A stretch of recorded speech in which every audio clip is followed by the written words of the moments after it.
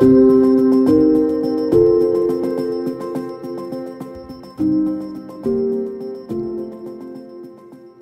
qu'on découvre quand on est écrivain, voyageur et grand reporter en parcourant l'Ukraine pendant la guerre? En quoi la défense ukrainienne est-elle différente par rapport à d'autres conflits dans le monde entier? Peut-on vraiment parler de la naissance de la nation européenne? Vous écoutez le podcast « L'Ukraine face à la guerre ». Ce podcast est enregistré en Ukraine et par des Ukrainiens.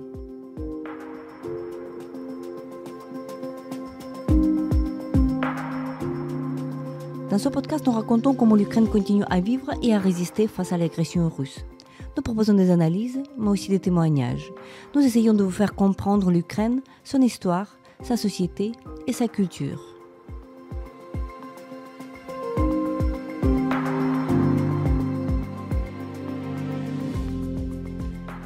Je m'appelle Tetiana Ogarkova, je suis universitaire et journaliste responsable du département international à l'Ukraine Crisis Media Center, une ONG dont la mission est d'informer le public étranger sur l'Ukraine.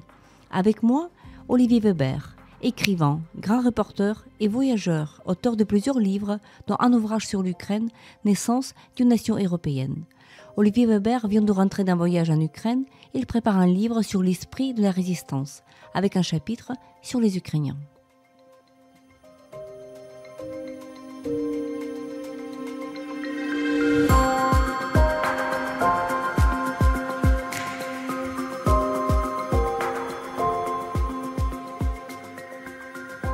Bonjour Olivier, tout d'abord je te remercie d'avoir accepté l'invitation à ce podcast L'Ukraine face à la guerre.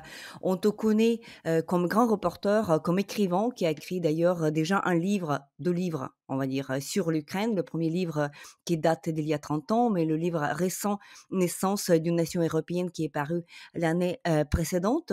Nous nous sommes retrouvés pour la première fois dans le train vers Kharkiv, n'est-ce pas? Donc Kiev-Kharkiv, on a fait ce voyage ensemble et donc dans la soirée, tu nous récitais le très beau poème de Paul Éluard, Liberté. Alors, ma première question à toi serait voilà, sur la ville de Kharkiv et sur voilà, tes impressions de ce voyage où tu as pu voir notamment cette très belle ville, ancienne capitale, qui a aussi une histoire littéraire importante. Oui, d'abord, j'étais fasciné par ces rencontres lors de ce voyage, on va dire littéraire, en Ukraine, et je crois que c'est important que de véhiculer les mots, que de porter les paroles, que de les entendre aussi. Et je vois qu'il y a toujours cette appétence, ce désir de la part des Ukrainiens d'être entendus, de porter une parole. Ça fait partie de la culture ukrainienne. Et j'ai été aussi, comment dirais-je, pas surpris, parce que c'est pas une surprise, mais je suis heureux de voir que cet esprit de résistance, ça sera d'ailleurs le titre de mon prochain livre, De l'esprit de résistance. Il y aura une partie sur l'Ukraine, avec les peuples menacés, parce que j'ai appelé dans mes livres les néo-empires, des anciens empires qui redeviennent des empires, donc impérialistes par définition, dont la Russie, bien sûr, de Poutine. Et j'ai été, bien sûr, comment dirais-je, conquis par ce désir de liberté de la part des Ukrainiens qui ont compris dès l'an dernier, dès le début de l'invasion totale, que s'ils ne résistaient pas, ça serait non seulement le pays qui serait laminé, mais toute l'histoire, toute l'existence du peuple, toute la culture, toute la langue aussi ukrainienne. Et donc ce partage qu'on a eu ensemble pendant quelques jours, et moi j'ai continué ensuite dans le sud à Odessa, ce partage des mots, ce partage des livres, ce partage de l'espérance, effectivement est très important, et nous y avons répondu, nous les écrivains français, mais aussi vous les Ukrainiens. Et voilà, quand même, je confirme que ce qui est culturel doit être maintenu, doit être véhiculé, doit être sublimé, même et surtout en temps de guerre. Et sur Kharkiv, pour revenir à ta question, bah, j'y ai passé du temps l'an dernier, lors de ce séjour d'un mois en Ukraine au début de la guerre, en mars et en avril. Et à l'époque, la ville était en grande partie encerclée par les forces russes. J'ai vu les destructions à l'époque, déjà l'an dernier. Je les ai revues avec vous tous. Et il y a évidemment toujours cette résistance militaire, mais aussi civile de la part du peuple ukrainien. Et comme tu le disais, c'est une capitale, une ancienne capitale, une ville importante aussi pour les mots, j'allais dire capitale de la douleur, parce que c'est le titre justement d'un recueil de poèmes de ce poète surréaliste Paul Éluard, dont j'ai lu le poème qui s'appelle Liberté, j'écris ton nom. Et je trouvais que c'était le moment idoine et le lieu adéquat pour évoquer ce magnifique poème qui a été écrit pendant la résistance française, lors de l'occupation par les troupes nazies en France. Oui, c'est un très bon poème qui était, voilà, qui était récité à Kharkiv, donc ça rimait très bien ensemble. Pour revenir, à l'Ukraine d'une manière plus globale, tu connaissais l'Ukraine il y a 30 ans, tu as fait des voyages pas seulement en Ukraine d'ailleurs, mais aussi en Russie, dans d'autres, ex-républiques à cette époque-là, de voilà, de la région et donc tu en as sorti un livre aussi et avec cette distance de 30 ans quand même, quelle différence avais-tu remarqué pendant ce premier voyage? Bien sûr, il y avait la guerre, mais quelle différence dans la mentalité, dans les gens, dans les conversations que tu vas rencontrer cette fois-ci en mars-avril 2022, au moment d'écrire ton deuxième livre sur, l'Ukraine, donc un livre exclusif, sur l'Ukraine. Comment l'OPI, a-t-elle changé en 30 ans, voilà, entre ces 2 voyages? Oui, bah, c'est une très bonne question. J'étais très jeune à l'époque. J'ai écrit un livre qui est une somme de chapitres, on va dire, sur l'ex-URSS. Donc, il y a la Lituanie, il y a des villes de Russie comme Moscou, Saint-Pétersbourg, Voronège et autres. Il y a le Caucase, l'Arménie, l'Azerbaïdjan, il y a l'Ukraine. Et j'ai eu la chance à l'époque de pouvoir me rendre en Crimée. Et bien sûr, on était au début de l'indépendance, c'est le début des années 1990. Et à chaque fois, il y avait un portrait ou plusieurs portraits des habitants de ces républiques devenues indépendantes ou de ces villes, et en même temps une thématique. Et sur l'Ukraine, pour répondre à ta question sur la différence, c'est que je trouvais qu'il y avait une sorte de, et c'est tout à fait normal, une sorte de frilosité à l'époque, dans les années 90, au début de l'indépendance, par rapport à ce qui était anciennement la mère patrie, la Russie, avec des institutions quand même très liées au niveau du KGB devenu FSB, du côté russe, au niveau militaire aussi, et peut-être une peur justement d'affirmer un peu trop l'indépendance. On l'a vu aussi, l'Ukraine d'ailleurs a donné ses armes nucléaires, et j'ai trouvé que par rapport aux années 90, ce séjour d'un mois l'an dernier m'a montré qu'il y avait vraiment une envie totale de couper les liens, bien sûr à cause de la guerre avec la Russie, mais aussi mentalement, mais aussi culturellement, mais aussi au niveau générationnel. Je m'explique. Là, j'ai vu beaucoup de jeunes, entre autres, mais pas que, l'an dernier, à Kharkiv, à Odessa, à Kiev, à Poltava, sur les lignes de front, à Nikopol, à Zaporizhia. Et ce sont des jeunes qui n'avaient même pas l'âge de manifester à Maïdan en 2013-2014, ou à peine, ils étaient adolescents. Et là, ce sont les plus virulents, les plus combattants, les plus combatifs, les plus résistants, parce qu'ils ont compris effectivement qu'il fallait empêcher la Russie de Poutine de réécrire l'histoire, de construire un narratif contre l'Ukraine. Je prends un seul exemple, Tétania, si tu me permets, je finirai là-dessus, c'est par exemple l'Holodomor. L'Holodomor, on en parlait peu dans les années 90, peut-être parce qu'on avait peur aussi, justement, de cette tutelle invisible, intangible et tangible en même temps, de la part des institutions russes sur l'Ukraine, et je pèse mes mots. Et là, très souvent les jeunes historiens, mais même des jeunes de toute composantes de toute origine, de toute formation confondue, disent: «Il faut affirmer l'histoire, il faut empêcher, la Russie de la réécrire pour nous, il faut, continuer, le narratif ukrainien», et donc l'Holodomor, on doit le revendiquer, on doit l'expliquer, on doit creuser ce sillon, et donc voilà, donc c'est un exemple parmi tant d'autres, mais c'est la grande différence que j'ai vue. Et puis deuxièmement, par rapport à d'autres conflits que j'ai pu couvrir pardon, pour mes livres, pour mes romans, mais aussi pour mes reportages. J'ai trouvé que ça fait à peu près une vingtaine de conflits ou de mouvements armés de par le monde, en Afrique, au Moyen-Orient, en Asie, en Afghanistan, Irak, Syrie, etc. Je ne veux faire aucun comparatif, mais cette guerre est très singulière au niveau de la résistance du peuple ukrainien, parce que, d'une part, sur le front, j'ai trouvé les Ukrainiens très combatifs, malgré évidemment le bulldozer que représente la Russie. Et j'ai trouvé que dans les pays occidentaux, on l'a souvent sous-estimé depuis le début de la guerre, ce côté évidemment très puissant de la Russie, le pays de la profondeur, le pays des ressources minérales, le pays qui est le plus grand pays du monde, etc. Et puis le deuxième point, au-delà de la combativité qui m'a ébloui littéralement, et pardon, là aussi je pèse mes mots, c'est cette symbiose, cette osmose, cette relation, cette dialectique, j'allais dire, au bon sens du terme, entre là où les lignes de front et puis l'arrière. J'ai, ra- j'ai pratiquement jamais vu quelqu'un qui ne soutenait pas la guerre par une action civile, par une action militaire, par une action simplement de logistique, de nourriture, une action financière aussi. Et ça, c'est assez rare quand il y a des guerres que de voir l'arrière qui est aussi, comment dirais-je, en soutien, on va dire, des lignes combattantes. Voilà, ce sont les 2 grandes leçons de ces récents voyages en Ukraine. Oui, tout à fait. Donc Holodomor, je tiens à rappeler aussi à nos auditeurs que le Holodomor n'était pas vraiment connu en Ukraine, même dans les années 90, ça c'est absolument vrai. Je me rappelle que c'était sous la présidence de Viktor Yushchenko qu'on avait commencé à parler au niveau politique, historique ensuite, de ce phénomène très tragique, cet épisode extrêmement tragique de l'Ukraine. Et je me rappelle d'ailleurs les blagues de Volodymyr Zelensky, qui était comédien à cette époque-là, qui n'était pas du tout président, qui appelait Yushchenko Monsieur Holodomor pour le ridiculiser. Donc on voit l'évolution qu'a fait tout un pays, toute la classe politique aussi, et toute la jeunesse aussi. Cette année, nous avons commémoré 90 ans depuis Holodomor. On a visité d'ailleurs le monument, voilà, le monument à côté de la musée. Donc il y avait du monde malgré le froid qui est déjà à Kiev.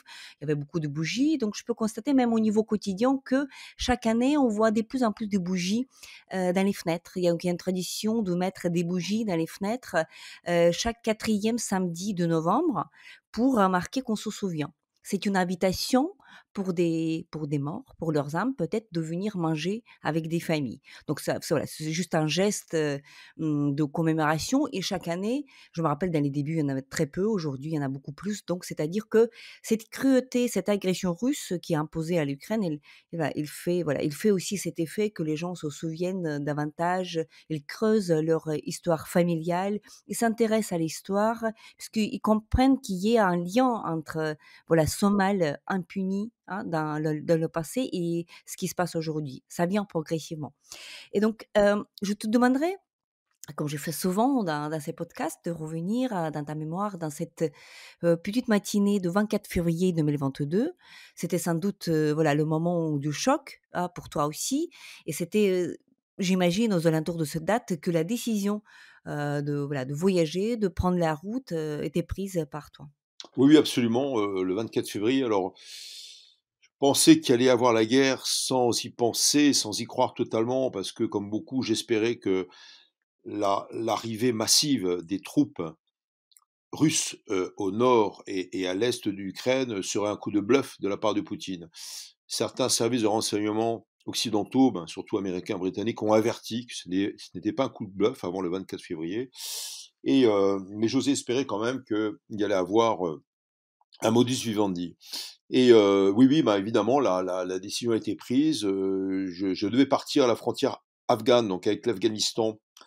À cette époque, j'y suis allé avec des résistants afghans et je suis rentré après pour repartir assez vite, donc en Ukraine. Mais oui, je voulais témoigner, je voulais être là. Il se trouve que je suis parti pour écrire un livre et en fait, j'ai aussi témoigné dans la presse parce que j'ai cette double fonction d'être écrivain, mais aussi d'être grand reporter parce que voilà, j'ai envie de témoigner. Là, pour notre voyage récent à Kharkiv et ensuite pour ma continuation à Odessa, j'ai écrit des articles dans la presse française aussi ou francophone qui sont en train de paraître.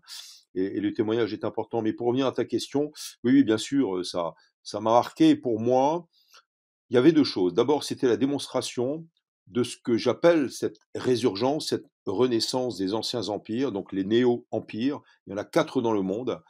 Il y a l'Iran, il y a la Chine, il y a la Russie, il y a la Turquie. Ils n'étaient plus expansionnistes, qui n'avaient plus de désir impérialiste, et là qui sont dans l'expansionnisme à la fois géographique, mais même au niveau mental, au niveau culturel, avec une soumission des peuples, soit à l'intérieur de ces pays, soit aux marges, soit aux confins. Et c'est étrange d'ailleurs, c'est l'an dernier Poutine lui-même qui a parlé d'empire. Il a dit un empire par définition n'a pas de frontières. Pourquoi parle-t-il d'empire?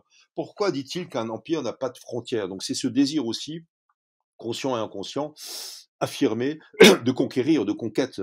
Et pour moi, le deuxième point, et là les Ukrainiens ont très très bien réagi, pour moi, le deuxième point, c'est que si la guerre commençait ou continue, on va dire, parce qu'évidemment, c'est une invasion à grande échelle, on va dire, elle avait déjà commencé en 2014, mais si cette guerre, cette offensive brutale et massive continuait, donc sur Kiev en particulier, c'était la démonstration que Poutine voulait aller plus loin et qu'il fallait défendre les valeurs européennes. Et ce qui m'a surpris aussi, et là c'était une découverte lors du voyage de l'an dernier, c'est comment les Ukrainiens, jeunes et moins jeunes, et peut-être surtout les plus jeunes, défendent nos valeurs. Et c'est pas une question d'opposition de pays riches à d'autres, au reste du monde, comme on dit, pas du tout. Actuellement, ce qui se passe, c'est une fracture entre pays démocratiques. Il peut s'agir du Pérou, il peut s'agir de la France, il peut s'agir de pays africains, il peut s'agir de pays asiatiques, contre les pays totalitaires. Et on est dans ce que Hannah Arendt appelait la banalisation du mal. Et je pense que de plus en plus, on a accepté ce fait impérialiste des néo-empires. Regardez les routes de la soie du programme de Xi Jinping, le président chinois depuis 2013, c'est 114 pays, c'est 1100 milliards de dollars. Et je pense que, je le dis avec beaucoup d'honnêteté, et ce n'est pas mon opinion, mais je pense que les capitales occidentales auraient réagi ainsi si le 24 février, Poutine avait attaqué non pas Kiev par le nord, mais avait élargi sa conquête du Donbass à 10, 20, 30, peut-être jusqu'à 40 kilomètres à l'ouest de ce qui était donc la ligne de front, la ligne de cessez-le-feu, c'est selon d'avant le 24 février 2022, je pense honnêtement que peu de capitales occidentales auraient réagi. Là, évidemment, la grosse erreur de Poutine dans ce jeu d'échecs multidimensionnel qui est trop grand pour lui, c'était d'avoir attaqué Kiev. Cela dit, le temps passant, le temps long peut jouer, doit jouer pour les empires, pour les néo-empires et surtout pour un pays comme la Russie. C'est le grand danger pour l'Ukraine. Mais pour revenir à ta question, oui, le 24 février, c'était un choc, mais comme c'était un choc attendu, auquel je me refusais de croire, mais évidemment, cela démontrait tout cet appétit impérialiste de la part de la Russie poutinienne. Oui, toute cette folie qui était voilà, qui était en jeu. Voilà, je serais d'accord avec toi qu'il y ait voilà que ce combat qu'on est en train de vivre, de l'extérieur, mais aussi de l'intérieur, c'est un combat entre, 2 modes de vivre, d'être, de vivre, de penser, voilà, de penser l'espace aussi. C'est que nous avons d'un côté, voilà, le monde démocratique et ce monde autoritaire, voire totalitaire, impérial, voilà, c'est un monde du passé en quelque sorte.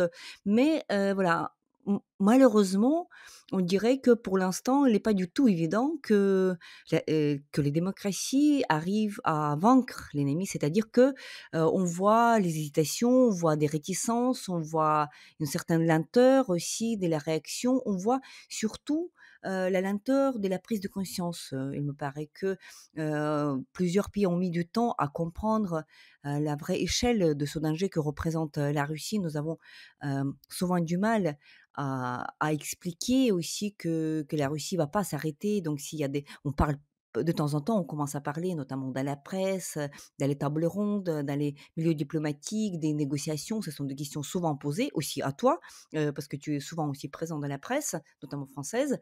Voilà, qu'on a du mal à expliquer que pourquoi les négociations avec l'agresseur, ça ne marchera pas.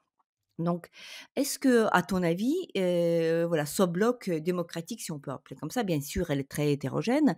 Est-ce que nous avons aujourd'hui des ressources et une sûreté suffisante pour, mener ce combat qui annonce être très long, en fait? Oui, absolument, mais je crois d'abord, c'est que les pays démocratiques, les pays occidentaux ont été surpris de cette éruption de la guerre. Pourquoi? Parce qu'il y a une sorte d'angélisme de la part des pays occidentaux pendant des années, surtout après la guerre froide, et même pendant la guerre froide, mais surtout après la guerre froide et surtout après l'effondrement de l'URSS en 1991. Là, les pays occidentaux ont cru à la paix. Il y a eu des mouvements pacifistes également.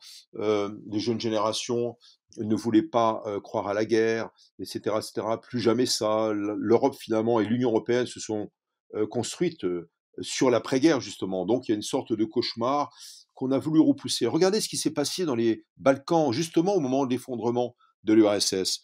Ce qui s'est passé avec cette guerre en ex-Yougoslavie, ce sont les Américains, finalement. Et je ne veux pas du tout faire de, comment dirais-je, prôner une approche pro-américaine, mais ce sont quand même les Américains qui ont réglé la guerre dans les Balkans avec les accords de Dayton et après quelques bombardements sur la capitale de la Serbie qui est Belgrade. Après, la deuxième chose, c'est qu'on est dans un partage d'aires d'influence, surtout euh, dans un échange ou une double approche américaine et russe. Ce sont les deux anciens blocs de l'OTAN et du pacte de Varsovie. L'Europe n'a pas de défense. L'Europe s'est construite au niveau de l'Union européenne sur un consensus avec le pays des 27, ce qui est compliqué à gérer. Et la seule défense qui existe, le seul vrai parapluie militaire, ce sont les États-Unis, donc l'OTAN en fait derrière. Et donc il y a une difficulté évidemment à, à se ranger sur une position commune par rapport à l'agresseur. Ça a été le cas, là, évidemment, pour la Russie dès le 24 février. Ça a surpris tout le monde. Regardez l'attitude de l'Allemagne qui s'est réveillée, qui a donné beaucoup d'armement à l'Ukraine, qui a décidé aussi de se doter de fonds militaires beaucoup plus importants qu'auparavant. Après, vous avez, au-delà de l'espace, donc cet espace consensuel qui est l'Europe, qui est considéré par la Russie d'ailleurs comme étant un ventre mou en quelque sorte, un système très flou, alors que la Russie considère les États-Unis comme étant une vraie nation forte et bien sûr la Chine également. Il y a au-delà de l'espace un deuxième facteur qui est important, c'est le temps. Le temps démocratique, tu sais, il est très court. Il n'est même pas le temps d'un mandat politique de 4 ans ou de 5 ans, présidentiel ou de type parlementaire. Il est plutôt de 2 ans, parce qu'au bout de 2 ans, un pays est déjà en campagne électorale. Et la démocratie, et sûrement, comme disait Churchill, le pire des systèmes, mais il n'y en a pas de meilleur.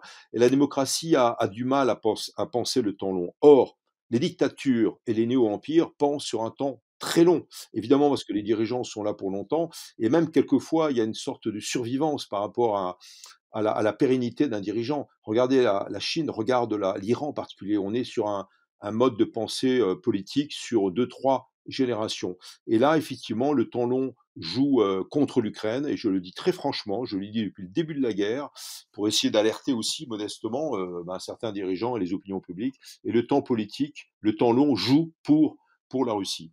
Alors après, une fois qu'on a dit ça, je crois que c'est très très important de continuer à aider l'Ukraine, parce qu'il en va des valeurs démocratiques. Il en va aussi de cette capacité à contrer l'expansionnisme, non seulement spatial, non seulement militaire, mais aussi mental, mais aussi politique, de la part d'une dictature. Pour moi, ce qui se passe en Russie, évidemment, est une sorte de mode barbare de l'expression politique, même si, évidemment, Poutine est élu, mais tout cela sur des élections sur fond de propagande, avec des médias totalement asservis, avec la peur. Tu sais, moi, j'ai toujours vu ça dans la vingtaine de conflits que j'ai pu couvrir, mais aussi sur d'autres pays que j'ai visités, même pour des romans. C'est que tu as à côté de la panoplie militaire, à côté de l'armée, à côté des systèmes de répression et de sécurité, il y a également une arme terrible qui s'appelle la peur, la terreur. Et évidemment, quand la peur gagne les esprits, après, on banalise cette peur, ça fait partie des acquis, ça fait partie d'un mode de vie. Et la Russie, justement, a totalement propagé cette peur. Et là, je crois aussi qu'il est temps de le dire. Et ce sursaut, c'est plus qu'un sursaut, cette combativité des Ukrainiens jeunes et moins jeunes, pour moi, c'est une leçon. Je le démarre dans le livre parce que le livre s'appelle Naissance d'une nation européenne et le sous-titre, c'est Réflexions sur la question ukrainienne. Mais en fait, je ne parle pas de l'Union européenne, je parle de la nation européenne, de ce qu'elle représente comme ensemble de valeurs. Et évidemment, l'Ukraine en fait partie pour moi, les valeurs de liberté religieuse, de liberté politique, de liberté de la presse, de liberté d'expression. Moi, ça m'a surpris de voir que l'an dernier, il y a eu des enquêtes dans la presse, le Kiev Post, mais aussi d'autres journaux ukrainiens, sur la corruption. Nous sommes en temps de guerre. Et il y a une loi martiale qui est décrénée en Ukraine, contrairement à la Russie d'ailleurs. Et en loi martiale, on peut tout se permettre au niveau du régime, y compris de censurer la presse. Là, on a eu une presse très courageuse qui a affirmé, qui a enquêté sur des faits de corruption, et je trouve ça miraculeux, et c'est une leçon. Et je commence le livre comme cela, d'ailleurs, à Nikopol, en face de la centrale de Zaporizhzhia, sur le Dnipro, sur le Dniepr, avec le préfet militaire, on va dire, de Nikopol. On était vraiment en face des Russes, là, en mars-avril, et en fait, c'est pas du tout un préfet militaire au départ, c'est un chirurgien de l'hôpital de Nikopol à qui on a mis une casquette et des galons de militaire pour défendre la ville. Et je dis, mais avec Evgeny Yevtuchenko, le nom de ce préfet militaire, chirurgien, hospitalier, j'ai dit que j'ai pris une leçon d'européanité, c'est-à-dire une leçon de valeurs européennes. Et je suis, heureux, je ne sais pas si c'est le bon terme, mais je suis, comment dirais-je, acquis au fait de pouvoir transmettre ces leçons d'européanité aux autres peuples en Europe, en Union européenne, où parler de l'Europe, très souvent, est considéré comme étant ringard. Oui. Et tu n'es pas le seul à apprendre cette leçon, à apprendre cette leçon. C'est vrai que, donc certaines évidences, ont été, voilà, beaucoup plus claires aujourd'hui, sont deviennent plus claires aujourd'hui, notamment, voilà, l'Europe qui exportait pour des raisons historiques, bien sûr, exportait la sécurité depuis les États-Unis depuis des décennies. Et donc on peut se reposer la question que pourquoi ce grand continent de 105 millions d'habitants, qui est une population est plus grande qu'aux États-Unis, pourquoi devrait-on, avec des ressources correspondantes, bien sûr, les industries ont été démilitarisées après la Deuxième Guerre mondiale, après la fin de la guerre froide aussi, bien sûr.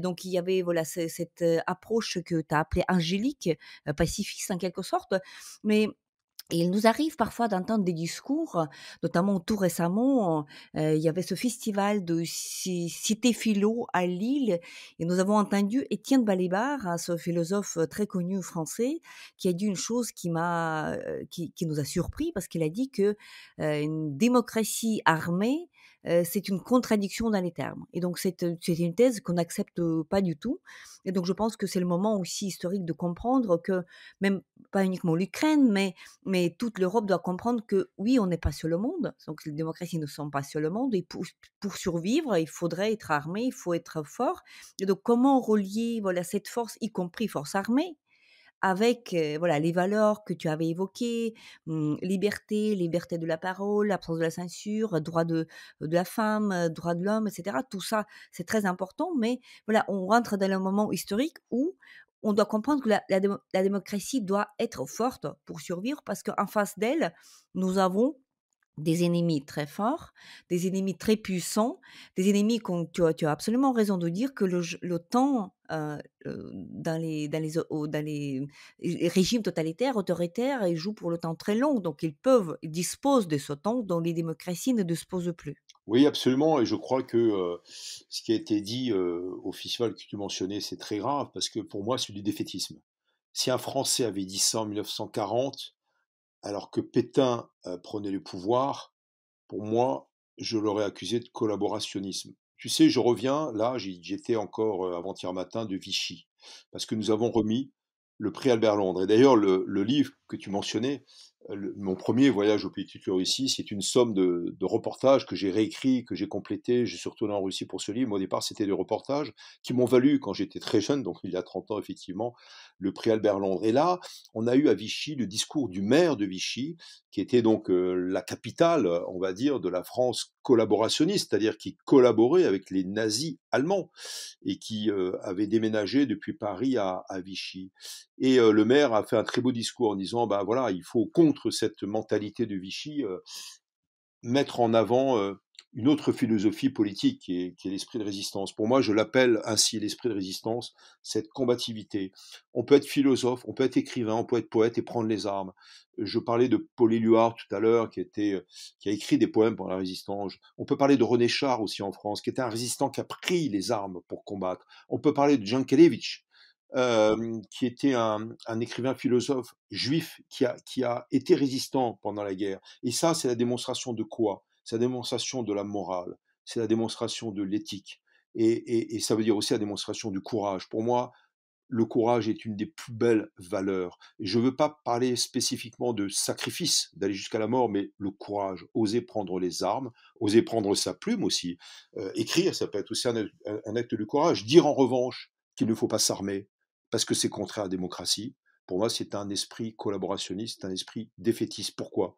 Parce que ça veut dire qu'en face, vous avez la victoire de la non-éthique, de la non-morale, c'est-à-dire de la dictature. Il y en a eu trois. Il y en a trois maintenant. Il y en a eu deux principalement au XXe siècle. Je rappelle que le XXe siècle, c'était le siècle des quatre génocides. Ça démarre en 1915 avec le génocide par les Arméniens d'un empire en décomposition qui était l'Empire ottoman en Turquie d'aujourd'hui, donc avec le mouvement des jeunes Turcs. Et ça a fini avec le génocide rwandais entre Hutus et Tutsis. Il y a eu trois dictatures. le communisme version stalinienne. Donc on va appeler cela le stalinisme. Il y a eu le fascisme également, de type fascisme et nazisme, hein, du type mussolinien et hitlérien. Et puis après, vous avez une troisième dictature qui est en train de monter, que je connais bien pour avoir passé des années à vivre avec ces militants ou les opposants à ce fascisme, c'est le fondamentalisme islamique. Pour moi, on ne peut lutter contre ces barbaries, contre ces dictatures qu'avec deux moyens. D'une part, la culture, la parole, l'esprit de résistance, donc ça peut être aussi les mots, et puis deuxièmement, bien sûr, les armes. À un moment, il faut prendre les armes. Et je crois que c'est important, évidemment, de continuer à aider l'Ukraine. Alors, pour répondre aussi à ce que tu disais par rapport aux États-Unis, qui est quand même la première puissance au monde, avec ce pays de 300 ou plus de 300 millions d'habitants, eh bien, il y a aussi ce danger de la campagne électorale qui va commencer. Pour moi, c'est demain, c'est-à-dire dans un mois et demi, en janvier 2024, les États-Unis vont rentrer en campagne électorale. Je pense, pour avoir étudié en Californie et connaître un petit peu les États-Unis, je pense qu'il y aura une sorte d'alignement ou un début d'alignement, de nivellement entre la position des démocrates et la position des républicains, avec le spectre d'un retour tout à fait possible. Au niveau de la probabilité statistique, c'est tout à fait envisageable que Trump revienne au pouvoir, et on peut penser que le gouvernement Biden pourrait éventuellement réduire le niveau d'armement à l'Ukraine. Et c'est là maintenant, il faut dire non, au contraire, il faut continuer à aider l'Ukraine par tous les moyens, au niveau logistique, au niveau financier. Ce plan Marshall avant l'heure, c'est quand même incroyable aussi. Il faut le saluer que les pays occidentaux aient pu aider l'Ukraine avant même la fin de la guerre dans sa tentative de reconstruction ou de réparation des dommages de guerre en cours. Et puis deuxièmement, bien sûr, aider militairement l'Ukraine, sachant que là, et on l'a vu aussi, toi et moi, je l'ai vu à Odessa, la Russie s'apprête à continuer ou à accroître, on va dire, ses visées sur tout ce qui est structure énergétique, centrale électrique, centrale de chauffage, pour essayer de démoraliser, de briser ce lien très original, très singulier, que j'ai rarement vu dans le monde, entre les lignes de front, donc l'appareil militaire ukrainien, on va l'appeler comme ça, et deuxièmement l'arrière. Donc il ne faut pas baisser la garde, au contraire, plus que jamais, il faut aider l'Ukraine. Oui, oui, oui, oui, je suis absolument d'accord avec cela, puisqu'il faut aussi comprendre que cette guerre que la Russie mène contre l'Ukraine, ce n'est pas du tout une guerre contre l'Ukraine, c'est une guerre contre l'Europe, puisque tout se passe dans le continent européen, tout se passe contre le système de valeurs, le système, le mode de vie européen, et donc si on n'arrête pas la Russie ici en Ukraine, donc il y aura aucun doute que il y aura d'autres victimes, d'autres objectifs de cette attaque russe. Donc, ce qui est d'ailleurs ouvertement déclaré par la Russie, même avant l'agression, n'est-ce pas? Même en décembre 2021, il disait que voilà que l'OTAN devrait revenir dans les zones d'influence qui datent des années 97, alors que voilà donc il y a un partage du monde, etc. Donc, c'est un ultimatum que les pays de l'OTAN n'ont pas accepté. Donc voilà, une démocratie peut et doit être forte, et donc ça n'entre pas dans la contradiction comme ça avec le fait que on défend l'espace de la non-violence, de respect, de droits de l'homme, mais voilà, donc à l'extérieur, il y a un peu de tout, donc il faudrait savoir défendre ce à quoi on croit et ce de quoi on bénéficie, hein. Donc parce que voilà, on bénéficie en Europe pendant des décennies déjà de ce mode de vie, mmh, plus ou moins confortable, on va dire, dans le respect des citoyens. Donc il faut voilà, il faut savoir que c'est un acquis, hein, donc mais il faut savoir, combattre pour que ces acquis ne soient pas éternels non plus. Nous avons vu que, voilà, que la Russie arrive quand un agresseur arrive, il détruit très vite ce qu'on appelle la civilisation, donc la vie, disparaît. Toi, tu es écrivain et donc tu es écrivain voyageur, tu as vu, énormément depuis, j'ai l'impression que tu as vu tous les coins de la planète. En tout cas, tu es vraiment toujours en mouvement, et dans cette sympathie que tu as pour l'Ukraine, on le lit dans ton livre, qui est cette sympathie-là, dans ce soutien, dans cette solidarité. Quel, écrivain, ukrainien, ou quel phénomène culturel ukrainien, t'interpelle plus que les autres? Qu'est-ce qui t'intéresse dans la culture ukrainienne? Alors, ce qui m'interpelle d'une part, c'est cette vivacité, même en temps de guerre, et surtout en temps de guerre, de la culture ukrainienne et de la littérature surtout. Après, deuxièmement, pour avoir débattu plusieurs fois avec lui dans des festivals, c'est aussi, je parle d'Andrei Kourkov, c'est comment on peut porter une parole par une métaphore, par un roman, par des personnages plus ou moins imaginés, mais évidemment, un bon romancier s'inspire toujours du réel. Et comme disait Carlos Fuentes, le grand écrivain mexicain, après, un romancier peut tout se permettre. Donc il faut inventer, réinventer, réenchanter le réel. C'est d'ailleurs le titre d'un de mes livres, L'enchantement du monde. Et ce qui me frappe également aussi, c'est cette aspiration à affirmer l'histoire. On parlait de l'Holodomor, ça se sent dans la poésie, dans la musique, ça se sent dans le roman également, et je crois que c'est très important. Et après, pour moi, il y a aussi, troisièmement, ce que je ressens dans la culture ukrainienne, dans la littérature, mais pas que, c'est cette aspiration à la liberté. Tu disais que oui, j'avais beaucoup voyagé, j'ai vu beaucoup de peuples en conflit, mais pas que aussi, simplement aussi, de par le monde pour mes romans, j'ai voyagé pour des festivals, et il y a quelque chose qui est très cher. On s'en rend plus compte dans les pays occidentaux parce que pour nous, c'est presque un bien fondamental comme l'air qu'on respire et dont on ne se rend plus compte, c'est la liberté. Et tu ne peux pas t'imaginer quand je suis en Afrique, quand je suis dans des pays totalitaires et même semi-totalitaires, si tant est que le vocable ait une réelle, comment dirais-je, adéquation réelle à la réalité politique, comment les pays démocratiques sont enviés. Ah bon, vous pouvez critiquer votre président. Ah bon, vous pouvez écrire ce que vous voulez dans les livres. Ah bon, vous pouvez dire ce que vous pensez dans la rue ou dans les journaux. Et voilà. Et ça, cette aspiration à la liberté, elle existe dans la culture ukrainienne. Elle est très très forte. Pour moi, elle est imprimée depuis plus d'une génération. Et peut-être qu'avant, elle était aussi dans l'inconscient, dans le désir inconscient des Ukrainiens, depuis l'Holodomor et peut-être même avant, depuis la Première République indépendante. Et je crois que c'est important de soutenir aussi cette culture ukrainienne. Et ce que toi tu as fait, ce que Volodymyr Yarmolenko a fait avec toute l'équipe de PEN Ukraine, que de nous avoir invités, nous, auteurs français et européens, en Ukraine, c'est bien parce que ça tisse des liens. Nous, on va vous inviter, on va essayer de porter cette parole. C'est peut-être à un petit niveau, mais c'est très important. C'est une flamme qu'il ne faut pas éteindre. Il y a un écrivain, alors je ne sais pas s'il faut le qualifier de soviétique ou de russe. Il était communiste au départ, il était soviétique, il faisait partie de l'Union des écrivains soviétiques, et après il a commencé à lutter contre les deux fascismes qui étaient le nazisme et le communisme. C'est Vassili Grossman. Vassili Grossman, il est né dans l'actuelle Ukraine, donc en Berdichev, ce qui n'était pas encore tout à fait l'Ukraine, c'était encore l'URSS. Il disait quelque chose comme ça à peu près dans Vie et Destin. Il disait à peu près, hein, en français, l'aspiration à la nature humaine vers la liberté est invincible. On ne peut pas la vaincre. Elle peut être écrasée, mais elle ne peut jamais être totalement anéantie. Et donc, ce qu'il voulait dire, c'est que même sur les champs de bataille, même quand on est en prison, même quand il y a un peuple qui est empêché de parler, c'est-à-dire bâillonné, il y a toujours ce désir, cette aspiration de liberté qui revient un jour ou l'autre. Et ça, je l'ai senti. Alors évidemment, on n'en est pas là. Euh, L'Ukraine est libre, mais je rappelle quand même que une partie de ces territoires sont encore sous occupation. C'est évidemment très dur pour la partie de la population ukrainienne qui vit dans le Donbass ou en Crimée ou ailleurs. Et grâce à ton invitation d'ailleurs, j'ai pu rencontrer des Tatars de Crimée lorsque j'étais, ou revoir plutôt des Tatars de Crimée quand j'étais à Kiev. Voilà, il y a toujours cette aspiration à revenir au pays.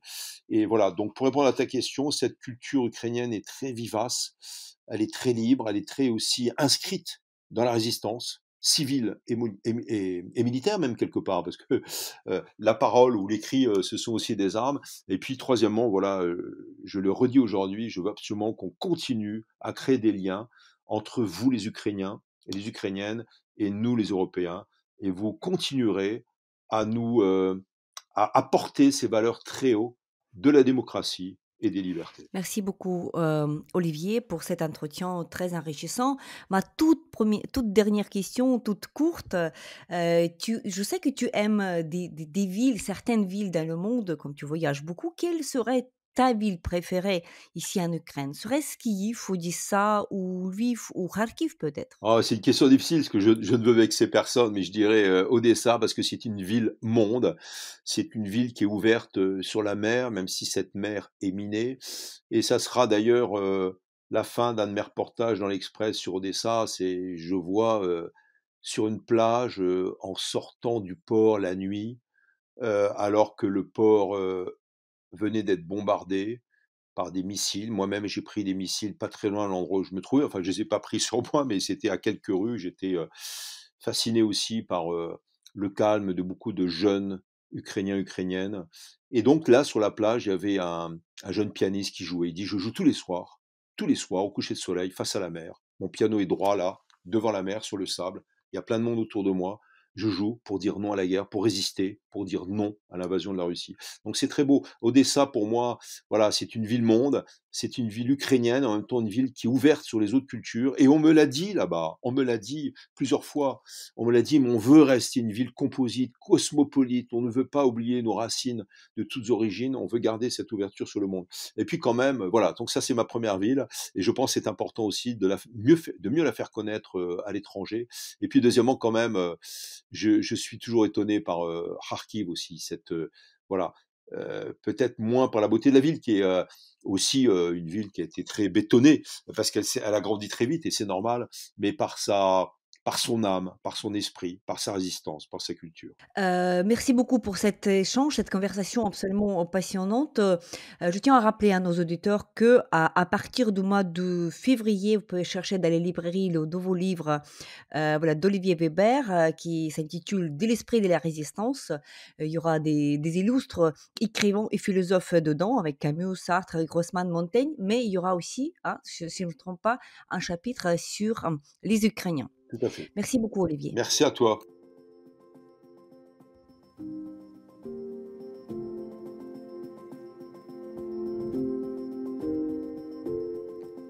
C'était le podcast L'Ukraine face à la guerre. N'hésitez pas de partager cette émission. Nous n'allons pas tarder à enregistrer et diffuser d'autres épisodes. Je m'appelle Tetiana Ogarkova, j'étais accompagnée par Olivier Weber, écrivain, grand reporter et voyageur, auteur de plusieurs livres dont un ouvrage sur l'Ukraine, Naissance d'une nation européenne.